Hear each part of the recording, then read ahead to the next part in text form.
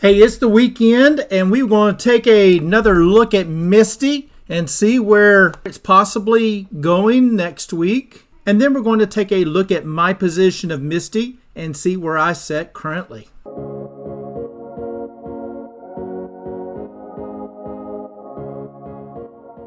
Hello my friends, this is Legend. So today we're going to take a look at MSTY and also take a look at my spreadsheet and see where I'm currently at in MSTY. I like to get an update at least once a week on that, just to let everybody know where I'm currently at, the number of shares I have, and my current adjusted cost per share. But before we get too far into this, I just wanted to take a moment to acknowledge those of you who have supported me financially in my efforts to bring you these daily updates.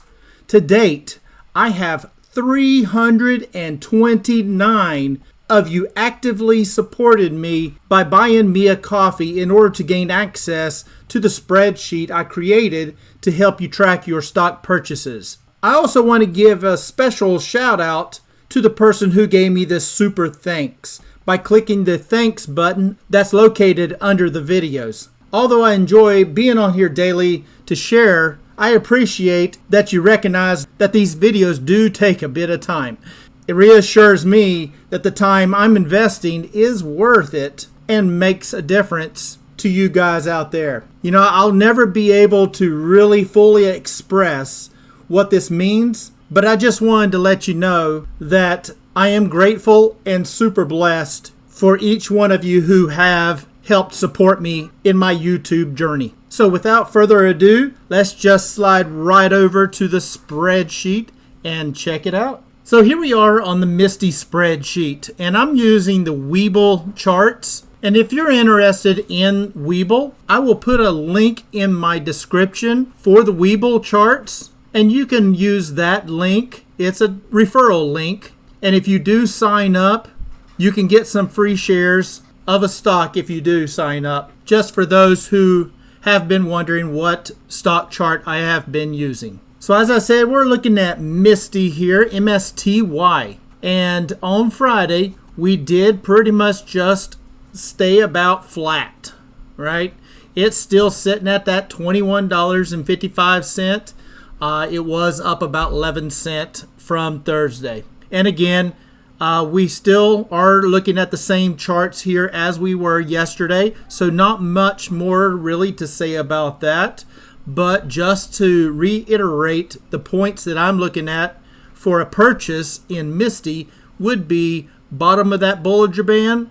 And for that RSI 2, which is that yellow line, if it can get below 10, then to me, that's a good possible buy point. And then I might buy a few shares. Does not mean it's the bottom, but it's just my trigger point that I'm looking for. But let's just quickly take a look at MR again. And same thing here. If I'm looking for a buy point in MR, I'm looking for the bottom of that Bollinger Band, and I'm looking for that RSI 2 to drop below 10. Does not mean that it will start going up after that point. It can keep coming down, but that is the point that I'm looking for as far as a trigger point for me to look to buy some more shares. Now the one that is moving and constantly moving is Bitcoin. So we can take a look at Bitcoin here, and as you can see, today we got a little bit of green. Hooray!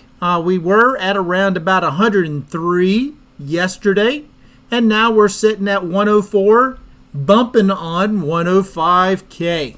So love to see that. Like I said before, I think we've got a little bit of a support area here in this area. And that's between about 103 to about 104, something like that. So right in this area right here, let me see if I can draw a box right here. Something like that right there. And that's roughly, in my opinion, that's where I'm seeing a lot of the buyers, as we do have a little bit of a support over here. So we'll see, can we stay somewhat above this area?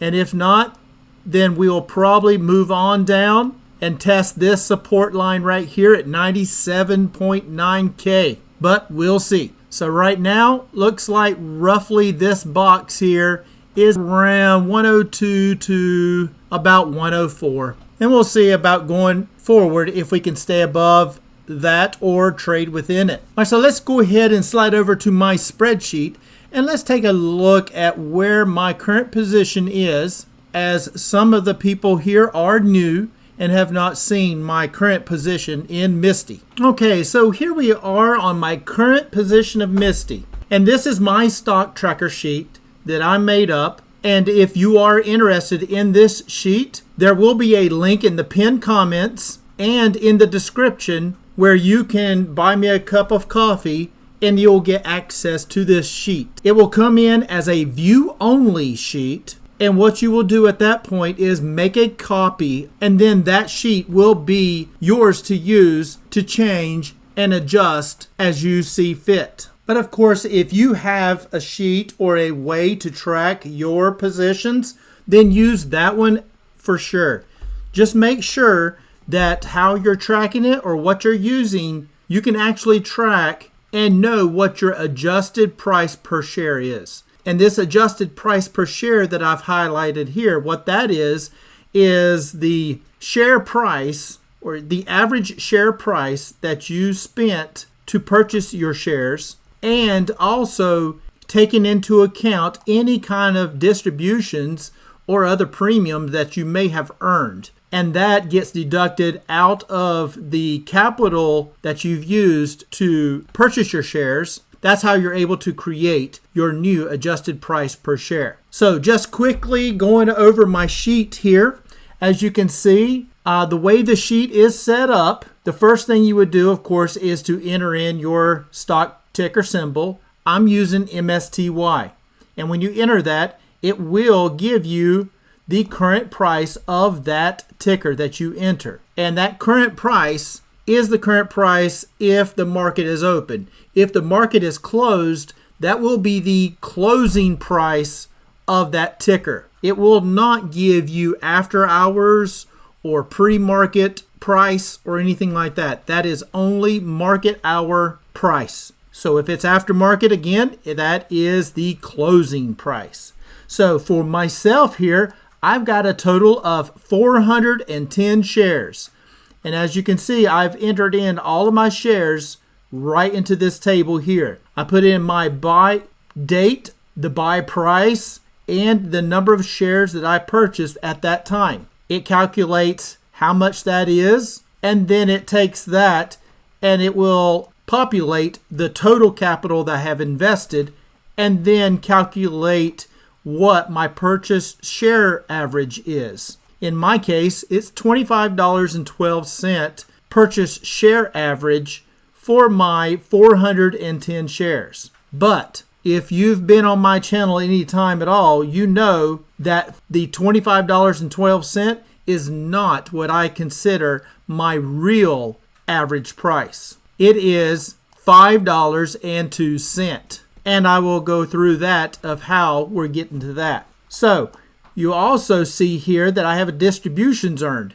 This $7,515.31, that is the total amount of distributions I have earned from this column over here.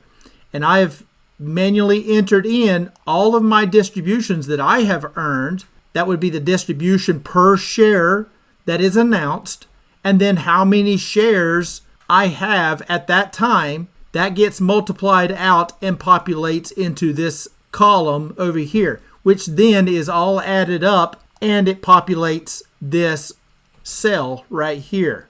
So I have earned a total of $7,515.31. Nice. Now, for me, I've also sold a few puts. And as you know, when you sell puts, if you're the seller, you earn the premium.